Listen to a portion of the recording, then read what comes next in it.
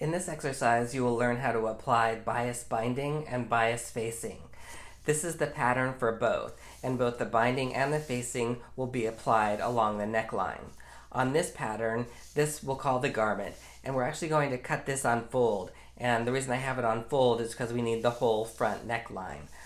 And the paper was not big enough to actually print on both. So we're going to cut this one on the fold for just this exercise. So let's lay out our fabric. And I have a cut edge here, so I don't have my selvage, so I'm going to do the pull test. There's give. There's no give. So I'm going to fold this over. Actually, let's fold it over this way so you can still see the pattern that I'm working with.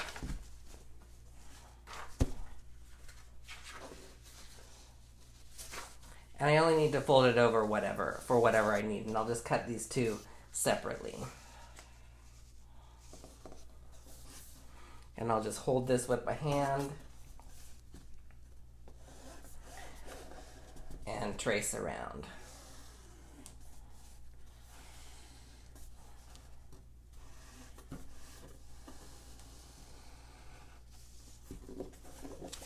And before I cut, I'm going to just pin a few places on the inside so that the fabric doesn't slip while I cut.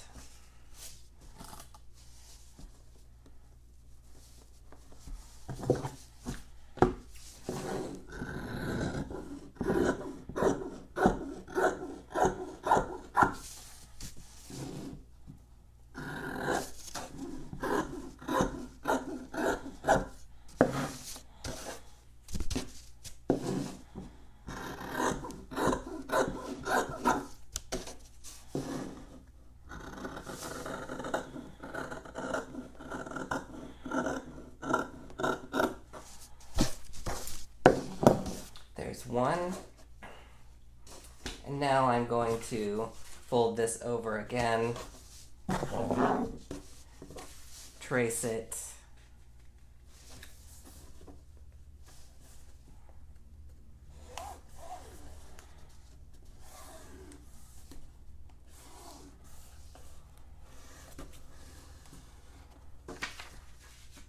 and before I cut, I'll just pin in a few places to keep everything together.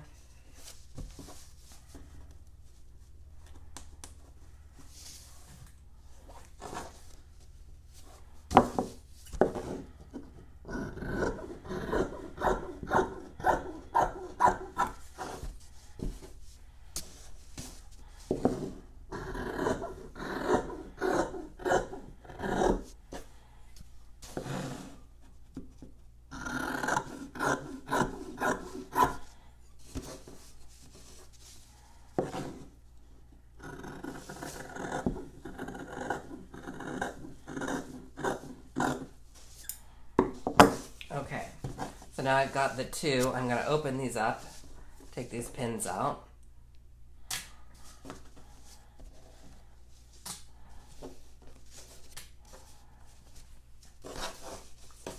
So we can see them. And I have already got my bias strips cut for each one. These are 15 inches by 1 3/8 inch. And please refer to the cutting and joining bias strips exercise if you need a refresher on how to create your bias strips.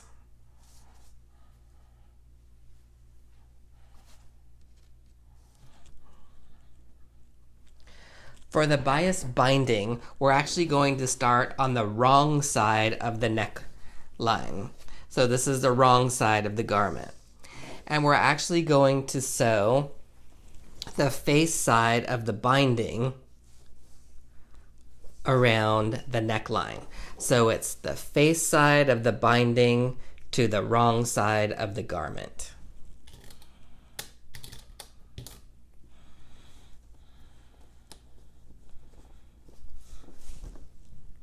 Now we can go to the machine.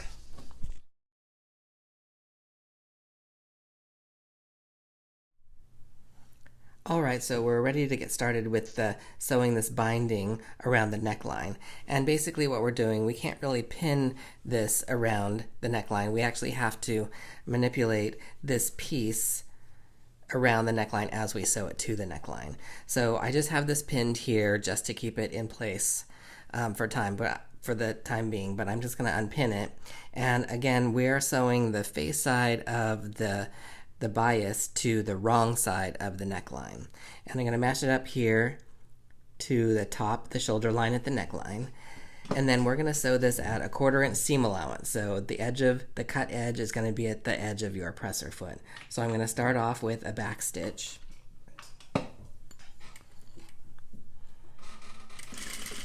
Okay, that's secure. So let me just take one more stitch.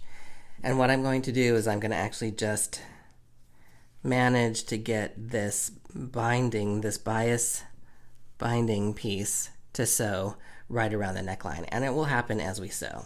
So just go little by little and then just make sure that you're getting your edges together, and you'll have to kind of pull this away because you want to make sure that those edges are very good while you're I'm holding with the edge of my hand this other piece of fabric. I'm holding on to it as I'm going. I'm doing that circular motion that we did before. So remember the circle, the concentric circles that you did? This is very similar to that. So we want to make sure that these cut edges are matching and that we're turning the fabric along to match that neckline curve.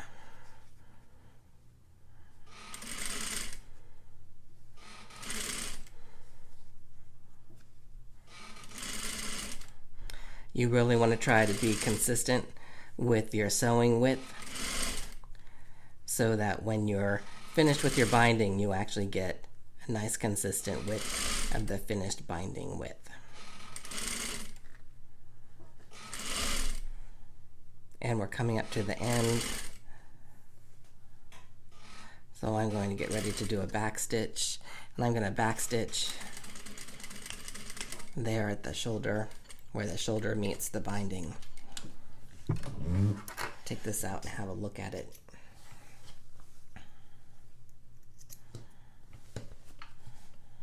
Okay, so that's what it looks like when we've got this all sewn on, right around that neckline.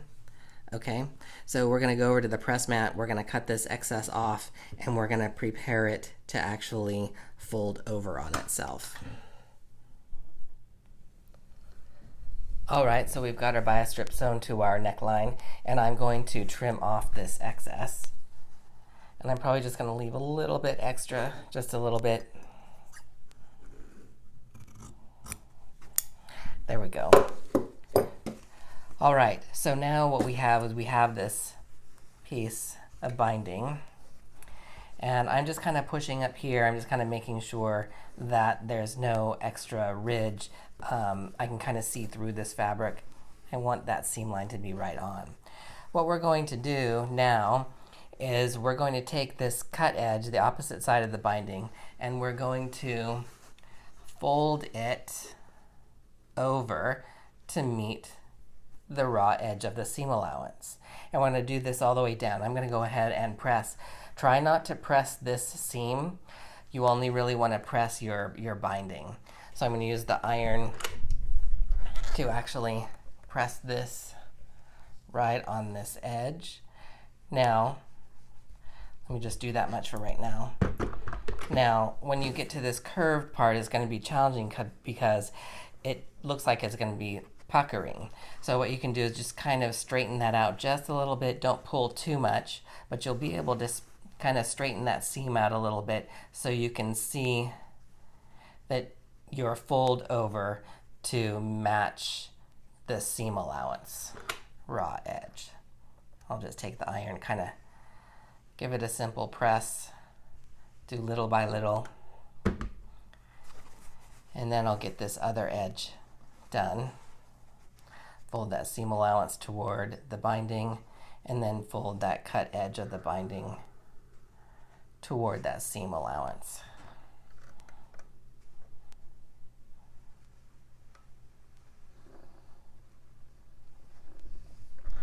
All right, so that looks pretty well pressed. So now what we're going to do is that now that we've got these edges meeting each other, we're going to take that edge of the binding and we're going to fold it over to just cover this seam line, the stitches. So we're just going to fold that over to the stitches. And I'm not going to press it, I'm actually going to pin it. So I've got some pins and I'm just going to pin it in place. And this will shape the neckline. I'm going to pin it in a few spots. And this, your bias binding should roll right over and almost feel like it will fall right in place. Now once we've got this all pinned, we'll have a second look at it because we'll look and see how even it looks.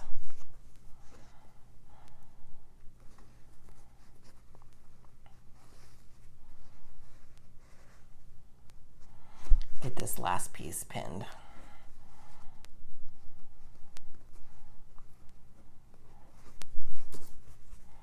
All right. So now how even does this look all the way around? We're going to be looking for how even the width of the binding is. Does it look fairly even? Are we covering the stitching? All right. And that looks actually fairly even. So we can actually take this over to the machine and we can begin stitching. Now, when we stitch, think about where our stitch line is. So let me show you.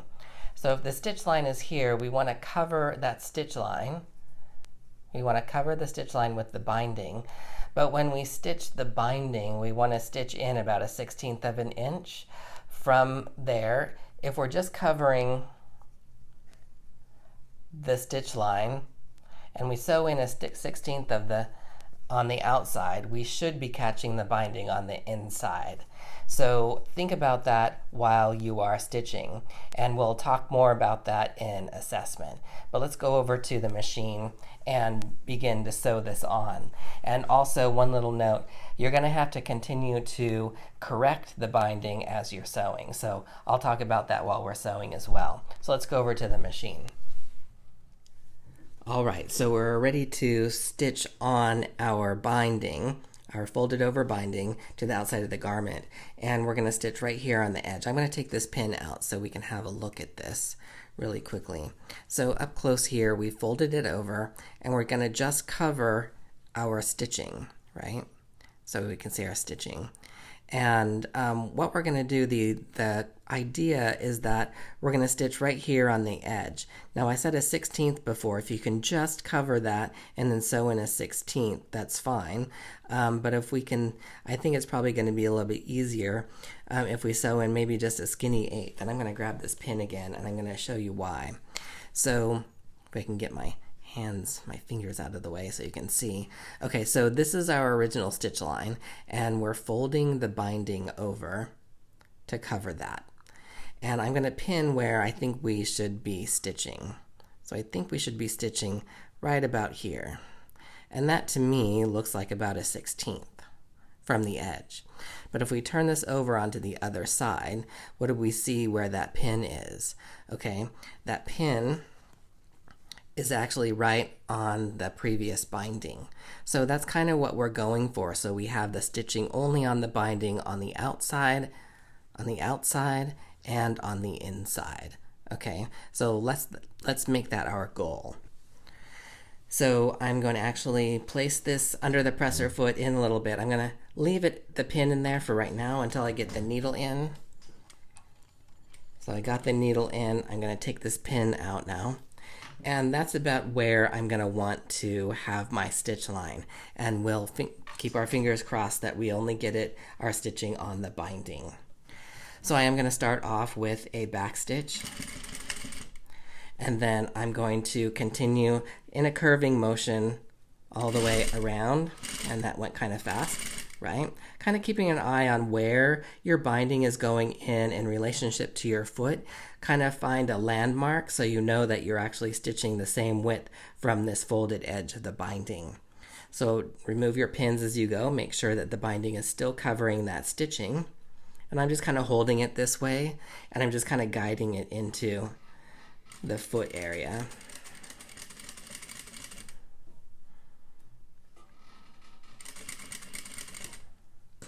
I'm going to take this other pin out.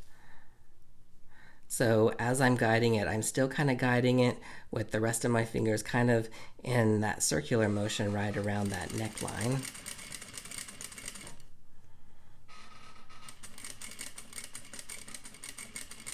And you can see that I've slowed down quite a bit. Take your time with this, there's no hurry. And I'm going to reposition this part up here because I've got it going over the stitch line too far. So let me kind of back up here. I said that I was repositioning this part because it was going over too far. So remember, we're trying to stitch, if you can kind of see this, I push this toward the front so you can see this in the camera. We're trying to keep our stitches equal distance from the edge of the binding to where our stitch line is. So we want it to look consistent all the way around. What I was saying was that this part here is folded over past the stitch line much further than the beginning part. So what I was trying to do is readjust this so that the binding was actually closer to the stitch line and just covering it. Why that's an issue is because it will be in a different place on the underside. If I'm stitching on the binding the same place consistently, but my binding is folded much further over than my stitch line, then my stitching is going to be on the garment fabric and not on the binding fabric. So that's why I was trying to reposition this binding to just cover that stitch line.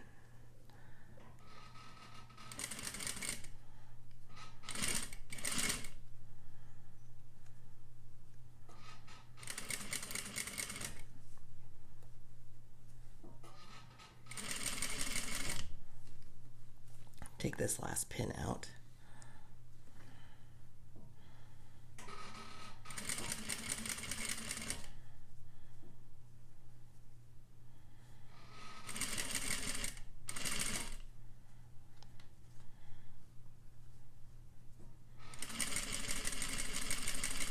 And I'm going to backstitch. Notice there at the end I wasn't talking much because I was concentrating. Okay, so let's have a look here at this finished binding on the neckline. What do you think? What does yours look like? It looks like I've got fairly consistent. Looks like I'm got a little bit of a lip here. We'll see if that matters. So now the moment of truth, do I turn it over and do I show you how I did on the binding side, the underside? So this is the inside, and I can look all the way around, except right up here at the top. We could kind of correct that, but I've remained on that binding. I didn't sew onto the garment. So that's what we're looking for, so that the only stitches, even on this is the face side again, equal stitching, consistent stitching on the binding here on the face side, and then on the inside we only see the stitching on the binding as well, and that actually looks pretty consistent. I'm pretty happy with that.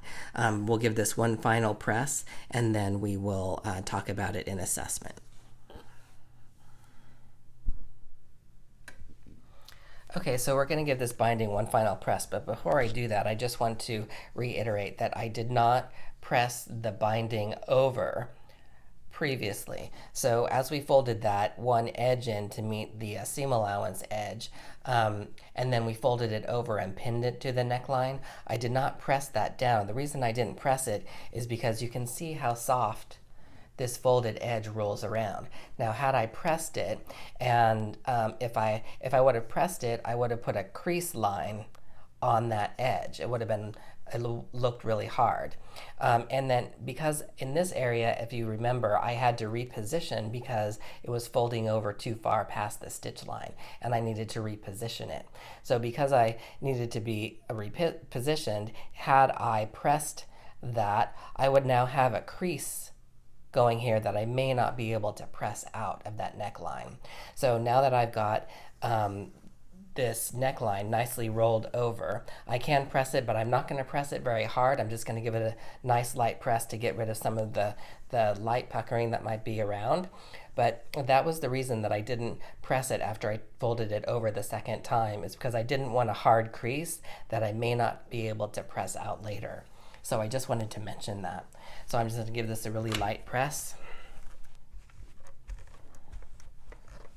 And that will just set, and I'm going to kind of compress right around the bottom. If there are any puckering, you can do this. And then I'm just going to tap it a little bit. And we can do a little bit on the opposite side as well. Okay. And there's your binding. And now we're ready to talk about this in assessment.